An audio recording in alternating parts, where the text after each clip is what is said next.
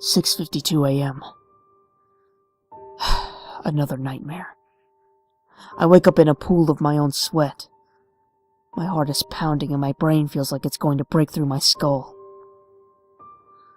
Through the window, the sun has just begun to rise, banishing the demons in the darkness of night back to hell where they belong. The light shines through the blinds and covers my room in cage-like shadows. I sit up, pick my watch up off the nightstand, and slide it on my wrist. I pull my rifle out from under the bed, knocking over a newly emptied bottle of whiskey. That explains the headache. I reach for the bottle and toss it into the wastebasket. Whatever I had done last night is completely forgotten now. I grab a rag and polish the barrel until I can see a blurred reflection of myself looking back at me. I count each counterclockwise rotation. It's monotonous, but it calms my nerves. It's all part of my routine. My routine keeps me alive. My routine keeps me sane. I lay my gun to the side and look out the window at the sun as it crawls over the mountain peaks that line the sky like jagged teeth. It's a nice morning. Yet I wish I could fully appreciate it. I can't seem to distract myself from my dream. People used to tell me they have a hard time remembering their dreams. But not me. My dreams stay burned into my brain like a brand, replaying themselves whenever I have a moment of peace. It was dark. I was hiding. From what, I don't know, but I knew it was there. I could smell its foul, festering stench. I could hear its heavy, shuffled footsteps. I closed my eyes in the vague hopes that it would somehow shelter me. I could hear the footsteps slide closer and closer until I couldn't hear them anymore. Thinking the wish was over, I opened my eyes. In front of me, there was a figure. A woman. Her thin face shrouded in long, dripping wet hair. I cannot see her eyes, but I know she can see me. Then I woke up. I can't remember the last time I had a pleasant dream. Heck, I don't think I've ever had a pleasant dream. As a boy, I was plagued by night terrors. I'd wake up in the night screaming. My mother would come running in to calm me down. She'd hold me and tell me to focus on the sound of her voice. She told me to think happy thoughts, and I'd never have one again. It never worked. Happy thoughts don't come easy to me, so the nightmares always stayed. But who's to say that's a bad thing? I've never understood why people insist on having sweet dreams. It sets expectations too high for life. Nightmares keep you grounded. They keep things in perspective. Life can seem to be terrible, but the horrors it holds for you will never be quite as bad as what your subconscious can create while you sleep. At least that's what I tell myself. 8:28 a.m. I make myself a quick breakfast. The last of the rabbit. A measly portion like this isn't enough to last me until tomorrow. I'll have to catch another if I want dinner tonight. I look down at my watch again and attempt to time out a schedule for today. If I head out now, I can have some time to chop wood before the sun goes down. Between the warm light and making breakfast, I only left myself half a log and a few twigs for kindling. If there was anything worse than a cold night up in these mountains, it was a cold night in the dark. The mind begins to wander when left alone in the dark. It fills the blackness with anything it can muster. Oftentimes it shows you the last thing you want to see. I put on my coat, grab my rifle, and make my way towards the door. As it creaks open, it fills the house with frigid winter air. The chill immediately stabs at my face. I'll definitely have to make this hunting trip quick if I don't want to freeze to death tonight. My old tracks create a path in the snow from my last venture into the woods. I follow them, matching my boot into each corresponding footprint. Each step crunches in the snow and sends echoes through the silence around me.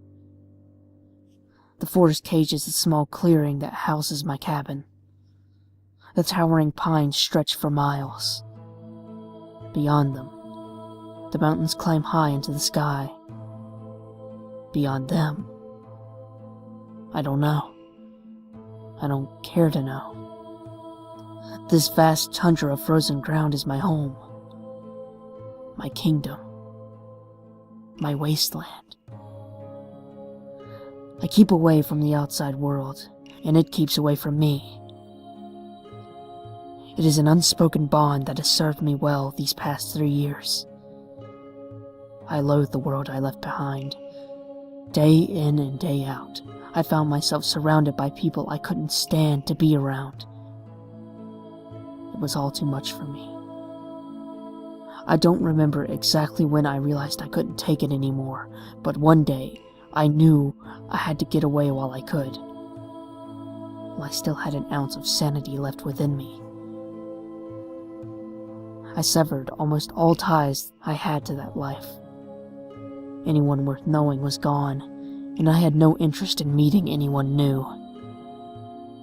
The only contact I have is an old friend, Harry, who's a trucker. Once a month, his route takes him down to a dirt road about 5 miles away from my cabin. He keeps me supplied with my bare essentials, and anything I might need or want.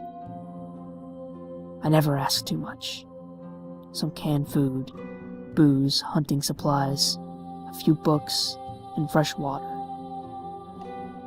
I haven't exactly seen him since he brought me up here 2 years ago. He leaves the cargo for me. I fetch it and bring it here. Easy as that. Every now and then he'll leave a note for me, but all they do is sit in crumpled balls under my bed. I've never bothered reading one. 12:31 p.m. I look from my watch up at the sun shining through the tree's canopy. I've been on this thing's trail for 3 hours, endlessly following through this labyrinth of trees. Anytime I get a clear shot, it scurries off. I followed him to the edge of the pond within the forest. I squat behind a fallen tree and rest my elbows on its cold, frozen bark, waiting for him to stop moving for a second so I can get him in my sights. I've been here for a while now, but that's what hunting takes. Patience. A lot of patience. But I'm used to this. When you live a life like I do, patience is a big part of your day. Maybe tomorrow I'll take a walk down to Harry's route and leave him a list for parts so I can build a few traps. It would make getting food a lot easier. I could use the spare time to engage myself in other ways. I never did mind hunting, though. There's a certain satisfaction in feasting on the meal you killed yourself. The thought of it makes my stomach rumble with hunger. At last he quits moving. I align his small, furry body with the crosshairs, when something in my peripheral catches my eye. Beneath the ice of the frozen pond, I see a blurred shadow, slowly moving about. I've tried fishing in that pond enough times to know that there's nothing living in there. So what is that? It can't be a log. It's moving around too much. Whatever's under there has to be alive. My eyes dart back to the crosshairs for a second. The rabbit is gone. I let myself get distracted and now it's run off. I punched the overturned tree, splitting the skin on my knuckles a bit. No, I can't let this work myself up too much. I have a hard time bringing myself down after I work myself up. If I let myself get angry, I'll never be able to focus hard enough to catch this thing. I had closer to the edge of the pond, to where he was standing, to look for a trace of tracks to point which direction he went. The shadow under the ice moves again. I can see it more clearly now. It's a large silhouette, eerily swaying beneath the ice. I lay down my rifle and inch closer to the bank of the pond. The shape looks almost human. I look across the ice's surface. There's no break or crack to be seen. Nothing could have fallen in and still be alive. I put a bit of my weight on the ice. It's solid. It should be stable enough for me to walk on. Step by step, I carefully make my way to the shadow as it carries on its ghoulish dance. I loom over it, and can see, through the frosted layer that is between us, that it is certainly human. That's impossible. How did they get down there? How are they still alive? I bend down to my knees and wipe away the layer of snow atop the ice. A hand is pressed against the other side. It is a thin, dainty hand. A woman's. Wrapped around her pale ring finger is a gold wedding band.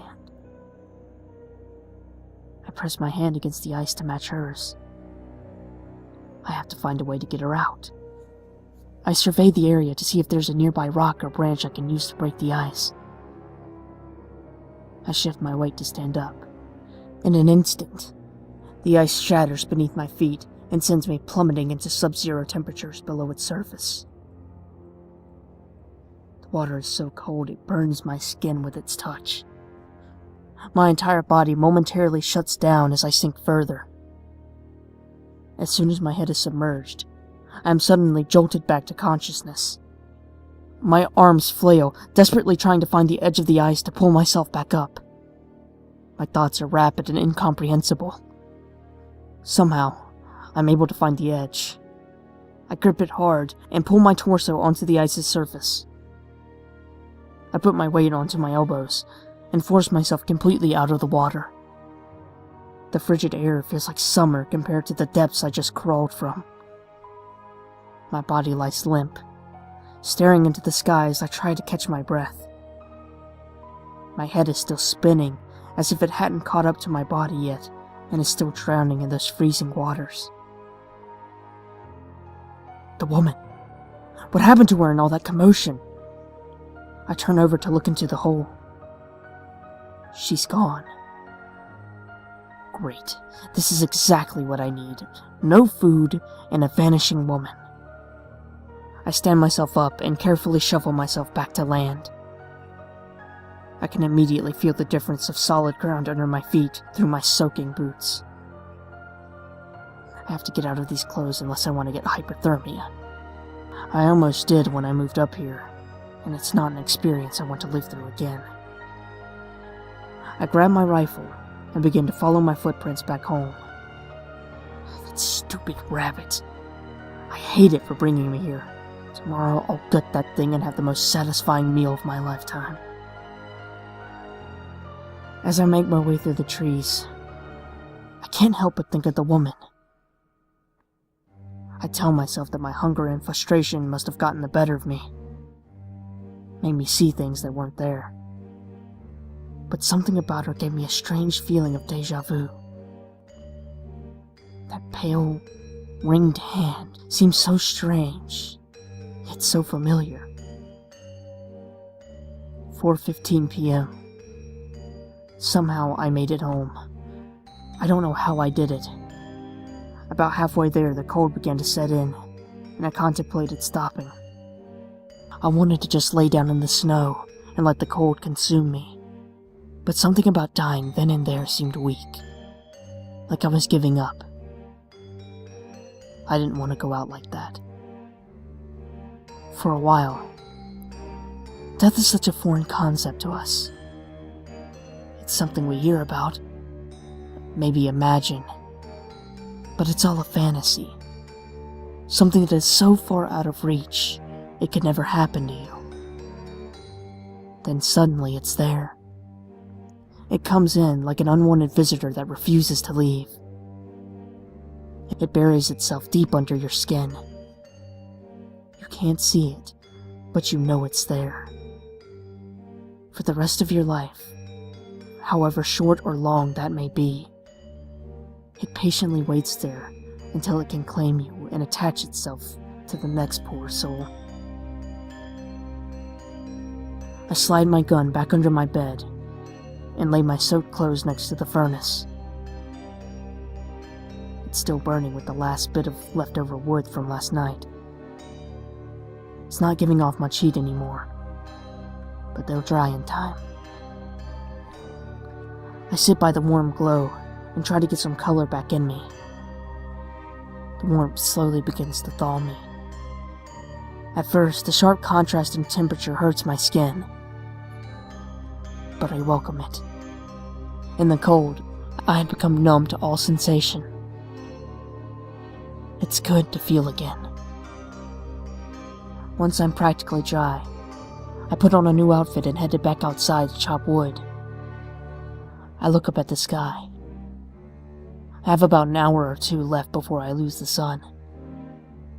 I walk out the door and head to the other side of the cabin. I remove the large nylon tarp from the wood pile and pick up my axe. Although chopping wood is a chore, it's one I sometimes enjoy.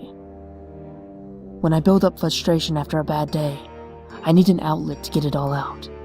And I've had quite a day.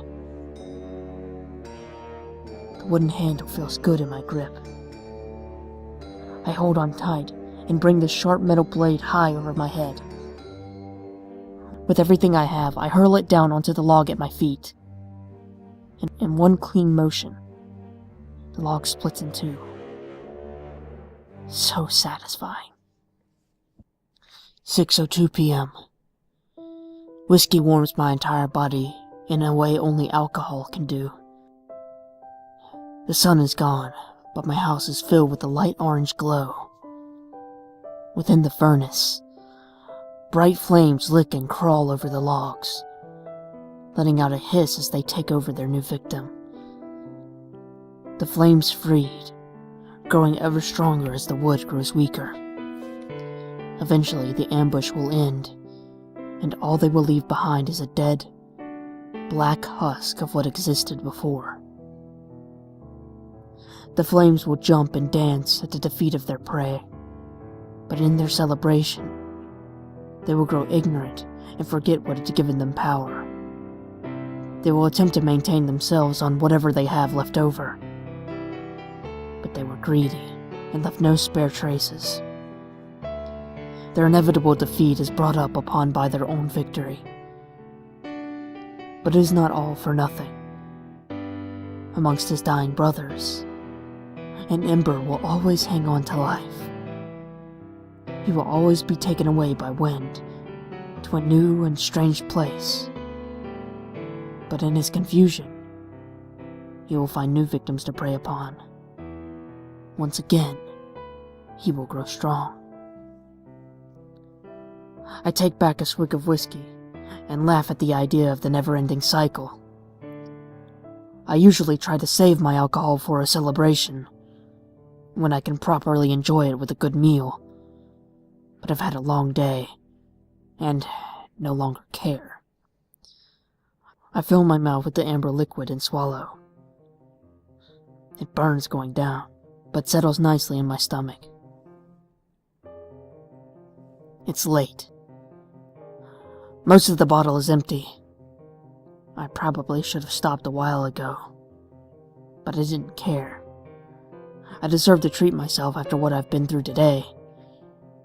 It's safe to say that I'm hammered, I remember when I used to get drunk like this in the city, after a long work week.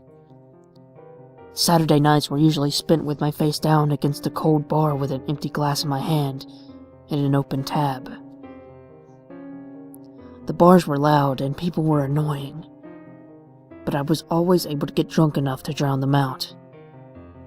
Somehow, I'd make it home in a bed, usually making a mess and trashing the house in the process. The floor beneath me grows harder and more uncomfortable. I grab a table edge and pull myself to my feet. The room moves uncomfortably as I make my way into the kitchen. I punch the wall and tell it to stop, but it doesn't listen. I need to take it easy, or I'm going to be sick. I slump over the sink and turn the water on. The cool water pours over my hands and settles me. I splash some on my face and look out the window. Why did I come out here alone? I've only ever needed myself. But sometimes, I do get a little lonely. The clouds fully engulf the moon, making my cabin the only source of light. I focus into the darkness, and am filled with a sense of dread. Something's out there. At first, I think I'm seeing things, but then I see it again, slowly moving towards the cabin. I press my nose against the glass. I tell myself that it's probably just a wolf or deer, but its shape is human. A woman, now just outside the cabin. Her hair is long and hangs in her face. She's wearing a long, white nightgown. She's soaking wet. She's the woman from the ice. She doesn't move. She just stands there, looking down at her feet. My eyes are drawn to her left hand. I can't get the image of it pressed against the ice out of my head. That pale, thin hand with the gold wedding band. I look back to her face. She's now looking directly at me. Her gaze pierces through her dripping hair and locks onto me. I've never felt such an uneasy feeling in my life. I'm sick to my stomach now. I flail my arms, gesturing for her to look away or hopefully just leave. But she stays where she is, fixated on me. I can't take this anymore. I turn away and run from my kitchen, through my living room, and into my bedroom. I just need some sleep. Tomorrow all this will go away, and I can get back in the swing of things. My head is reeling, and the room continues to move around me. I look down at my bed, but I can't bring it to focus. I lean forward and reach for it, but miss and fall to the floor. I flail to brace myself, and my head thumps against the floor. The pain shoots through me as I lay there. I groan and open my eyes. Under the bed lie several crumpled up notes from Harry. The haze of my fall begins to clear, and I make out the words "police" and "suspicious" written on one. What? I grab the paper and unfold it. The words spin around the page as I try to read them. I rub my eyes and try to focus. Hope you're doing okay. The police questioned me and were suspicious for a while, but I think we're in the clear now. You don't have to worry about them finding you up there. Hope these supplies last you until next month. Keep in touch, Harry. Police? What is this all about? I open another note. Was hoping you'd get back to me. You doing okay? I'm getting worried about you, after what happened. I hope you're keeping yourself together up there. Harry. My head is going a mile a minute. What is he talking about? After what happened? Why should he be worried? What's going on? I grab another and quickly unfold it. Really wish you'd get back to me. I don't know what you're doing with yourself all alone up there. I could give you some company when I come by if you need. Just worry what you might be doing to yourself.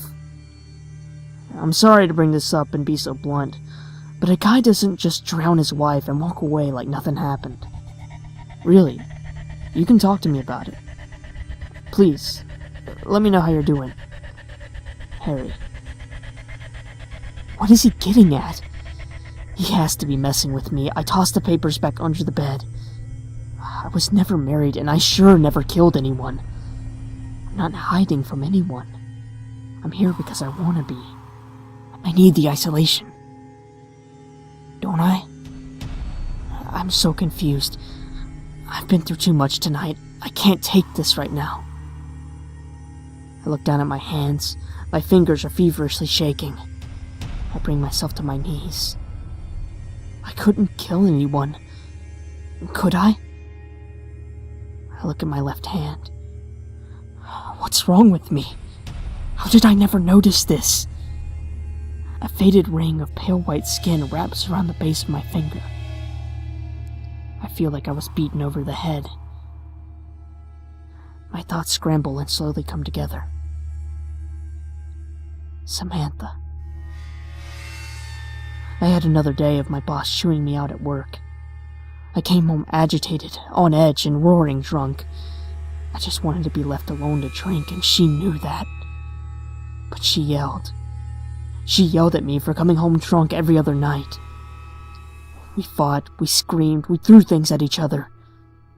Eventually she said she was done with me, and went into the bathroom to start a bath to calm herself down.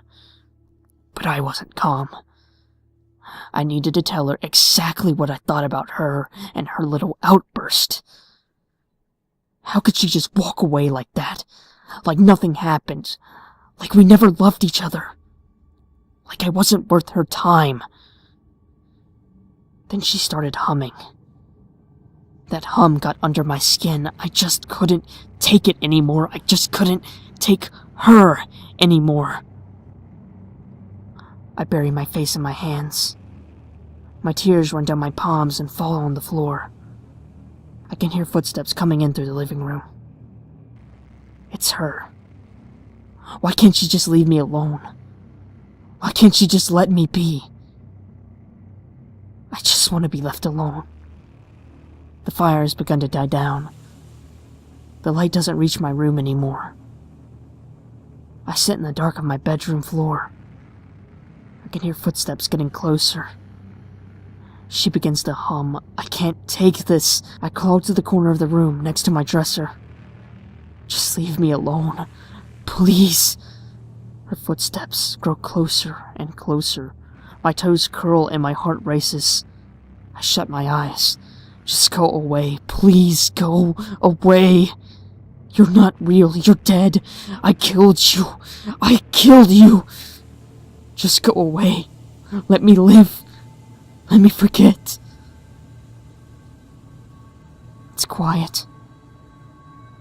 Is she gone? I open my eyes. She's inches away from my face. I try to scream, but I can't. Her long brown hair hangs over my face, dripping on the floor between us. Her eyes look deep within me. I begin to get lightheaded. My eyes grow heavy and I fall to the floor. Everything flies by me, except her. She stays in focus, fixated on me. Then everything is black. 6:52 a.m. Another nightmare. I wake up in a pool of my own sweat. My heart is pounding and my head feels like it's going to break through my skull. Through the window, the sun has just begun to rise, banishing the demons and the darkness back to hell. I sit up and pull my rifle out from under my bed, knocking over a newly emptied whiskey bottle. That explains the headache. I reach for the bottle and toss it in the wastebasket. It clinks against the other bottles. Whatever I had done last night is completely forgotten now. I grab a rag and polish the barrel until I can see a blurred reflection of myself looking back at me. I count each counterclockwise rotation. It's monotonous, but it calms my nerves. It's all part of my routine. My routine keeps me alive. My routine keeps me sane.